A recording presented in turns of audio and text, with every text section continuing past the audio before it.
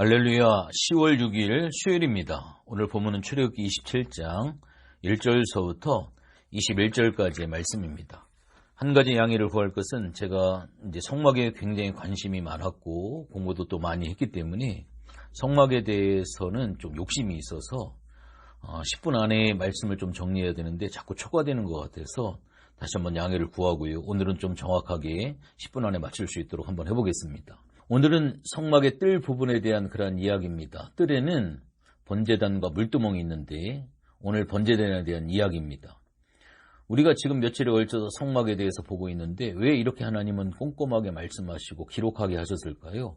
성막을 지어라 이렇게만 말씀하시면 우리는 최대한 크고 웅장하게 멋있게 지으려고 하지 않겠습니까? 큰 교회를 선호하는 지금 우리들의 모습처럼 말입니다. 우리에게 성막의 구조를 이토록 자세하게 말씀하시면서 크기와 화려함을 강조하는 분이 아니라 하나님은 늘 우리의 중심을 보시는 분이라고 하는 것을 우리가 분명히 기억을 해야 됩니다. 1절과 2절입니다. 너는 조각목으로 길이가 5규빗, 너비가 5규빗의 제단을 만들되 네모 반듯하게 하며 높이는 3규빗으로 하고 그 네 모퉁이 위에 뿔을 만들되 그 뿔이 그것에 이어지게 하고 그 제단을 노수로 싸고 아멘. 네모 반듯하게 약 2.3m 크기로 조각목으로 만듭니다. 가운데 그물을 달아서 재물을 태울 수 있게 하는 거지요. 고대 사람들은 뿔은 힘, 권위를 상징합니다. 그래서 뿔은 네 모퉁이에 만들어서 재물을 드리게 합니다. 성막 전체의 구조를 보면 하나님의 은혜, 임재, 그리고 죄사함을 베풀어주고자 하는 것을 우리가 볼 수가 있습니다. 성막의 문을 열고 들어오면 제일 먼저 만나는 것이 바로 번제단입니다. 바로 이것은 우리가 예수 믿고 구원받은 하나님의 자녀가 돼서 하나님 앞에 나오게 되면 다른 어떤 것이 아니라 제일 먼저 제단에서 제물이 죽는 것처럼 우리가 죽어야 됩니다. 죽지 아니하면 산 짐승은 성막 전체를 뛰어다녀서 먼지를 일으키고 문제를 일으킬 수밖에 없습니다. 그래서 우리가 첫 번째로 경험해야 될 것이 번제단인 것처럼 우리 신앙 안에 우리의 자아와 육성과 우리 옛사람은 먼저 죽어야만 됩니다. 이것을 번제단에서 보여주고 있고요. 제가 성막을 공부하면서 성막의 여러 가지 기적 가운데 하나가 바로 이 번제단입니다. 2.3m 또한 그 규격으로 만들어서 조각모로 만들고 노수로 입혔기 때문에 무게가 상당히 큽니다.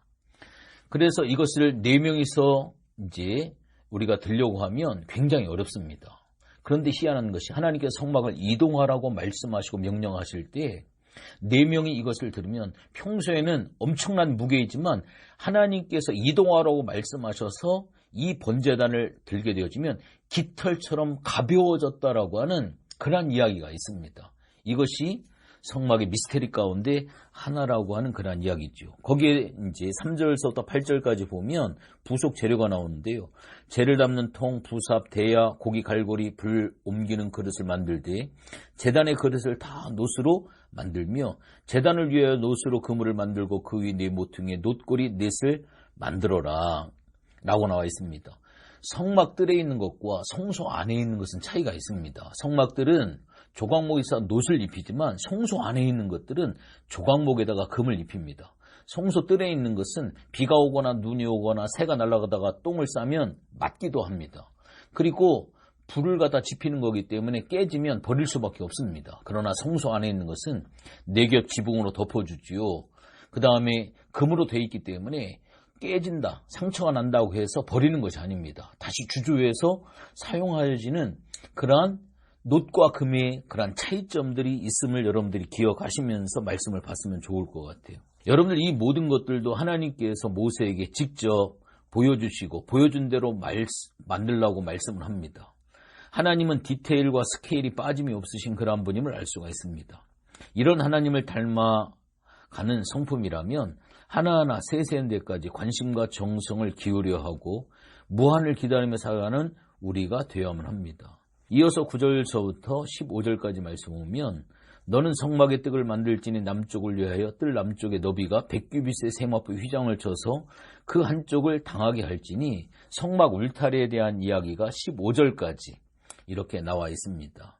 성막은 직사각형 구조고요. 양쪽으로 길이가 약 45m, 남북으로 기둥 20개씩 세우고 서와 동으로 10개씩 해서 총 60개의 성막 울타리를 세우는 기둥이 필요합니다.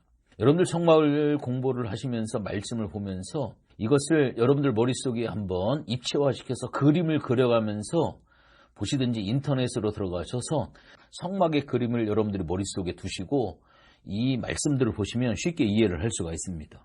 문은 동쪽에만 만드는데 넓이가 그 문의 크기가 20규빗, 9m 정도가 되어집니다. 엄청나게 큰 문입니다. 누구든지 예수 믿고 구원받을 수 있다라고 하는 사실을 보여주죠.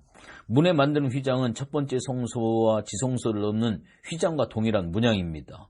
그리고 흰색의 세마포로 성막을 두르게 됩니다. 광야를 이동하면서 이스라엘 백성들이 가장 먼저 만들었던 게 성막입니다. 중앙에 성막을 만들고 그 주위로 12지파가 자리를 잡았습니다. 이동하면서 성막을 먼저 만드는 이 과정은 하나님 중심의 삶을 연습하는 과정입니다.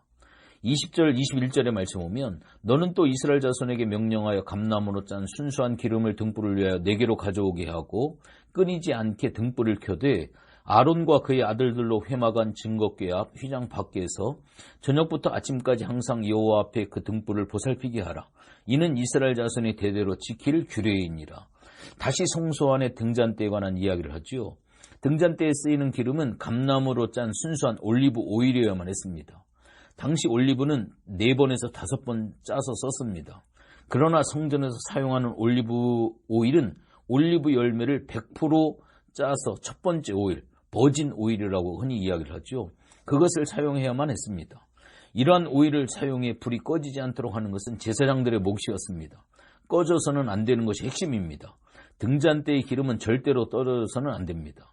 예수님께서 오셔서 나는 빛이다 라고 할 때 이 성막에서의 등잔대의 빛과 같은 것임을 기억해야 됩니다. 어둠 속으로 오셔서 나는 빛이다 라고 말씀하시는 거죠. 우리는 늘 그것을 기억해야 하는 것이고요.